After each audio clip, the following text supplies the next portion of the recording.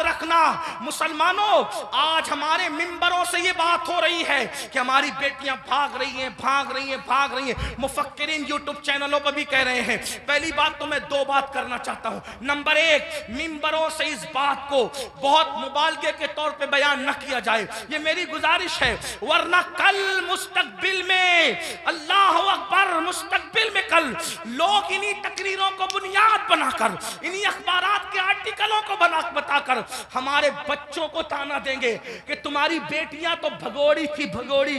कौन की बेटियां भगोड़ी थी? कोई कहता है 30 लाख चली गई, कोई कहता है 40 लाख चली गई, कोई कहता है 50 लाख चली गई। मैंने कहा हजरत जी सबूत तो बताएं, इतनी चली गई कहां गई, जरा ये तो बताएं।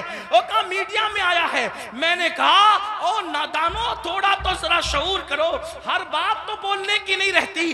अगर मीडिया कह दे कि चांद हो गया, चांद आ गया, तो क्या उसकी बात मानोगे? नहीं मानेंगे। हमने कहा जिस मीडिया के कहने पे चांद का आना नहीं मानते, उस मीडिया के कहने पे बेटियों का भाग जाना कैसे मान लेते हो? वल्लाह आज भी मुसलमानों की बेटियों में इतनी गैरत है कि किसी और की मां में उतनी गैरत नहीं है। लेकिन कहीं कुछ गई है, कहीं कुछ गई, मैं जानता हूं, इनकार नहीं कर रहा हूं, कहीं कुछ गई है। लेकिन कौन गई है? वो गई है खदीजतुल कुबरा का किरदार जिसने नहीं सीखा। कौन गई है? आयशा सिद्दीका का किरदार जिसने नहीं सीखा। कौन गई है? सैयदा फातिमातुज़ ज़हरा का किरदार जिसने नहीं सीखा। कौन गई है? सैयदा ज़ैनब का किरदार जिसने नहीं सीखा। वो चंद गई है। लेकिन याद रखना, हम इतना मुबालगा न करें, इसलिए कि बातें बातें होती है, हकीकतें हकीकतें होती है। अल्लाह अकबर। अपनी बातों को दिलचस्प बनाने के लिए पूरी कौम की आबरू का हम सौदा न करें, थोड़ा सा हमें ख्याल करना होगा। और एक बात कहता हूं, लेकिन चले चंद गई तो गई, एक बात कहता हूं, बहुत पूरे यकीन से कहता हूं, उलमा मौजूद हैं, मेरे मखदूम भी मौजूद हैं, सादात किराम भी मौजूद हैं। अल्लाह अकबर। जब तक मुसलमान बेटी को जन्नत समझता था, उस वक्त तक हमारी बेटियां घर से कभी नहीं भागी थी। जब से मुसलमान ने बेटी को बोझ समझा है, अब हमारी बेटियां घरों से जा रही है। अगर जा रही है चंद तो बोझ समझा इसलिए जा रही। बेटियों को बोझ न समझो, बेटियां बोझ नहीं है, जन्नत है। बेटियां बोझ नहीं है, जन्नत है। बहनें बोझ नहीं है, जन्नत है। इसलिए उनकी खिदमत करो। क्या लोगों को यह नहीं पता? अल्लाह के सच्चे रसूल सादिक व मसदूक ने फरमाया, बेटी की परवरिश करने वाला और मैं मोहम्मद जन्नत में इतने करीब होंगे जैसे ये दो उंगलियां करीब है। आपसे पूछता, ये लोग कहते हैं हजरत ऐसा तावीज दी हमेशा बरकत रहे। मैंने कहा बेटी उस तावीज का नाम है क़यामत तक बरकत रहेगी। वो कैसे? का हदीस पाक में आता है, जिस घर में बेटी पैदा होती है उस घर में फरिश्ते आते हैं और उसको चारों तरफ से घेर कर कहते हैं, ऐ कमजोर जान से पैदा होने वाली कमजोर जान, जिसके घर में तू पैदा हुई, हम क़यामत तक अल्लाह के हुक्म से उसकी मदद करते रहे। अब बेटी पैदा हो तो मदद यूं उतर रही है और हमने बेटियों को बहुत समझ लिया। तो इमाम करबला में देखो बेटी से प्यार कितना कर रहे हैं। हजरत सैयदा सुकैना, जिन्हें सकीना भी कहते हैं।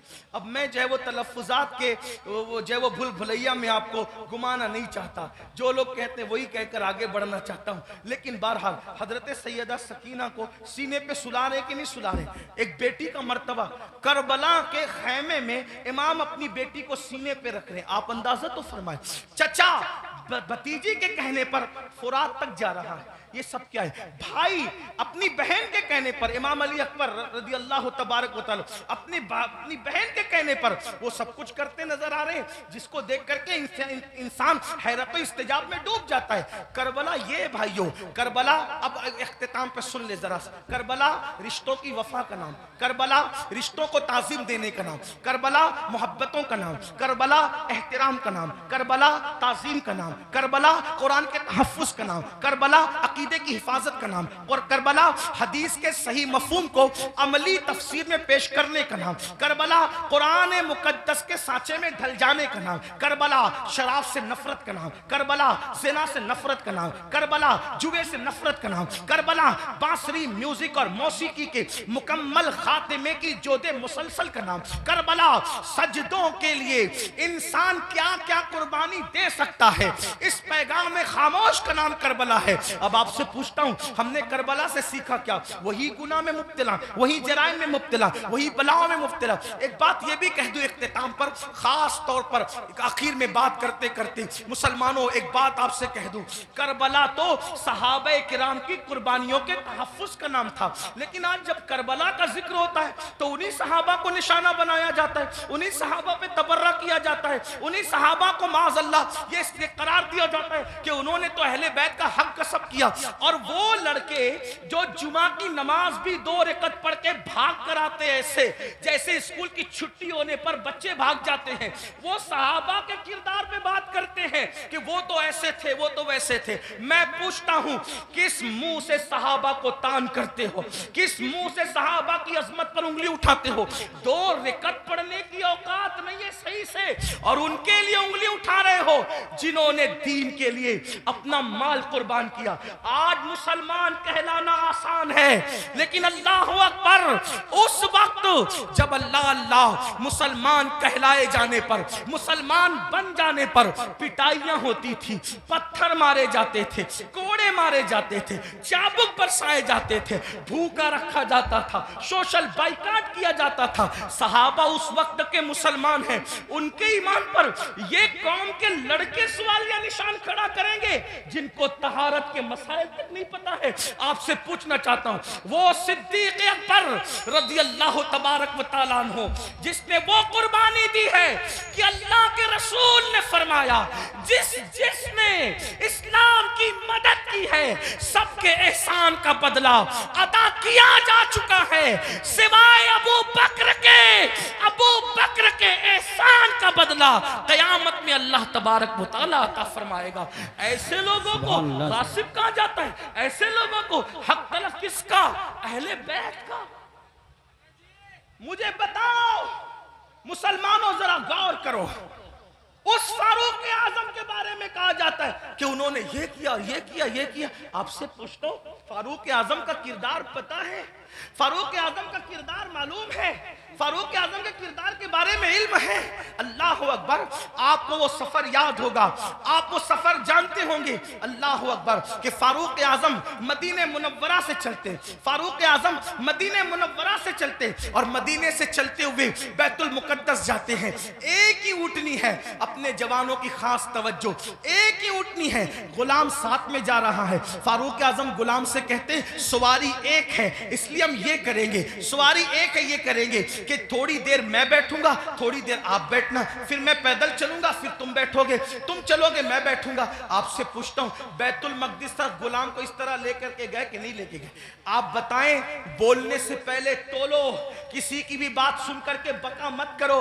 जो फारूक आजम एक गुलाम की हक तलफी न करें, जो फारूक आजम एक गुलाम की हक तलफी न करें, वो फारूक आजम अपनी आकाज़ादी सैयदा फातिमतुज़ ज़हरा की हक तलफी कैसे कर सकते हैं?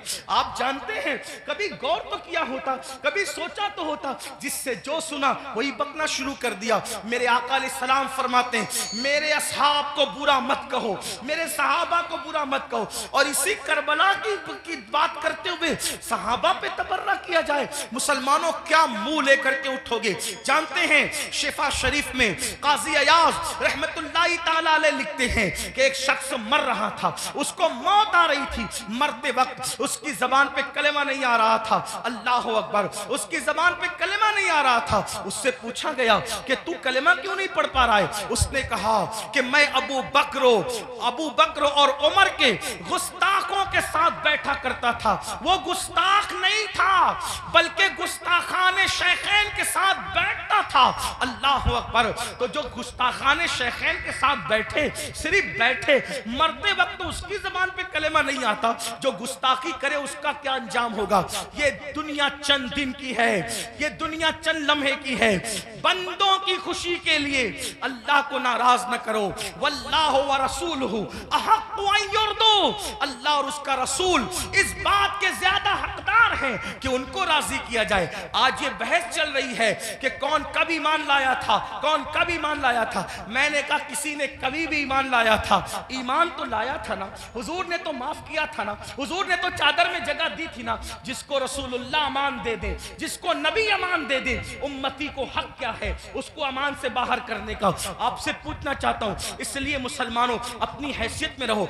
आला हजरत इमाम अहमद रजा मुहद्दिस बरेलवी फतावा रज़विया शरीफ में लिखते हैं, आलिम रब्बानी की तौहीन करने वाला कुफ्र तक जाता है।